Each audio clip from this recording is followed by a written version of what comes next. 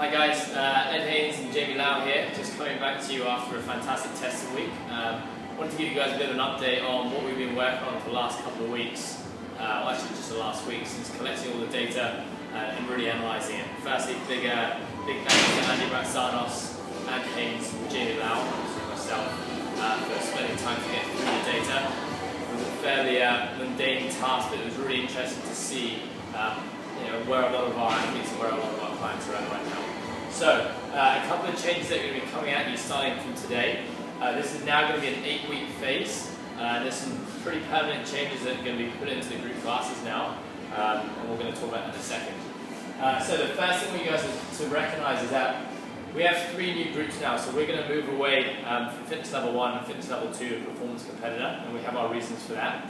But really what we do also have, to kind of go into that bit more detail, is that the data we collected on each group has now provided us with an insight as to the typical characteristics or traits of the people within each group. And what the new group format means is that some people are going to be changing around the groups a little bit.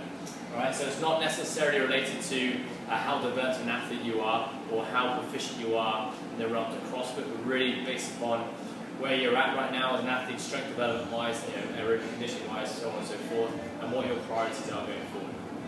So, a general way or an easy way to think about this is that the fitness level 1s are now going to be replaced with the name of Group 1. Group 2 is now going to typically be the performance competitors.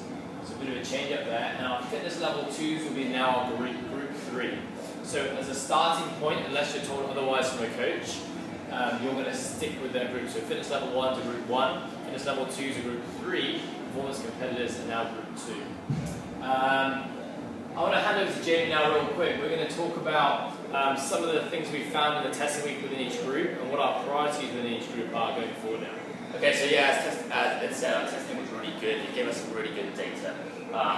With our Group 1s, so think about it as the people moving into Group 1 are mainly people that we saw had single leg, lower body imbalances and had a lot of midline faults, let's say, right? So things like horizontal test and side plank, they weren't fulfilling the criteria, or they weren't doing it very easily, and we were trying to prioritize some single leg lower body strength work. We also saw that most people had a deadlift bias over their back squat, so they could back squat less than they could percentage-wise of their deadlift. So that's going to go into our program as well. A lot of people, their upper body pulling and pushing strength weren't what we would like to see them into stuff. So if they don't have a strict pull-up yet, we would really not encourage people to do keeping pull-ups to try and develop in the realms of CrossFit.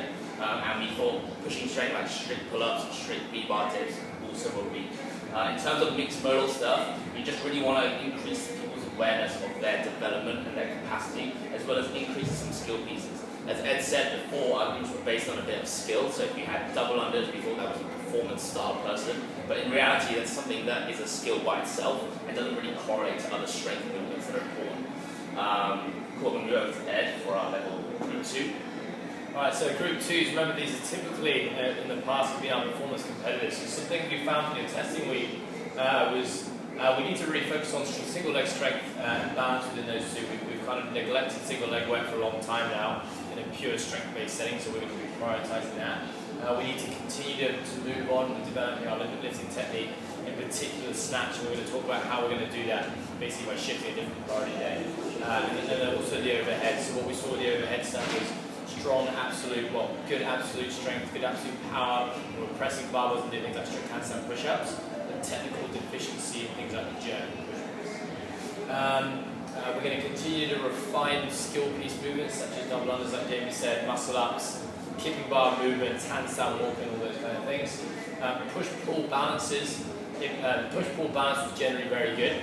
So we saw a lot of people matching like things like a heavy pull-up to like a heavy dip, for example. But we also need to focus on single arm structural work, particularly in the shoulder girdle. We tend to see the remedial test, which is external rotation relative to the bench press, and people weren't just quite hitting the numbers there.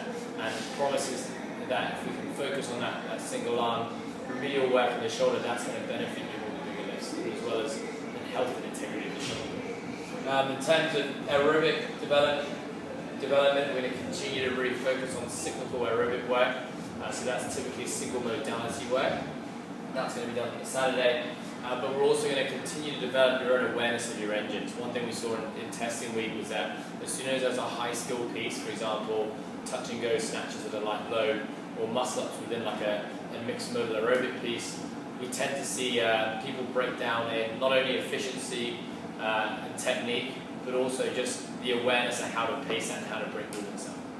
I'll pass over to Jamie now to talk about group 3. So our group 3, our previous fitness level 2, they were probably the most interesting. And if you were sitting in this group, you're probably most likely to move between the groups because we saw a lot of discrepancies between things. A lot of stability things like scap strength and midline strength, which kind of correlated to a few positional things like we saw a very high absolute strength score, but sometimes low push press scores. So it could be a skill, it could be an overhead mobility thing, and then very big differences in like strict handstand push-ups versus their like strict press, push press ratio, and that kind of stuff. Then back squat ratios, we would really want to bring everything up. Some people were in range, some people were outside, some people were forward and back. So if you sit in that, you might move between groups, seeing as the priority might lie, but it really just depends on where you kind of go through that. We really want to encourage people to keep with their Olympic lifting technique work and try and build upon that stuff. In terms of their capacities, across most groups, we've done quite a lot of work to develop your pacing and things like that. But we saw a lot of discrepancies in terms of who was doing it well, who was passing and failing. So all of that stuff's now going to be introduced. Slightly more skill pieces, maybe less than group 2, but slightly more skill pieces come in. And obviously still trying to maintain our anaerobic capacity as well. Anything else on group 3 yet? Yeah, just one last thing on group 3, going forward now and how we're going to try kind of individualise the training a little bit more. As Jamie said, like a real vast array of priorities within that group. So you're going to see now, particularly on our upper body days, that group split into 2, half of which you're going to work on more gymnastics-based focus, half of which you're going to work on more absolute strength focus. We'll talk about that in a second. We'll stop that video in a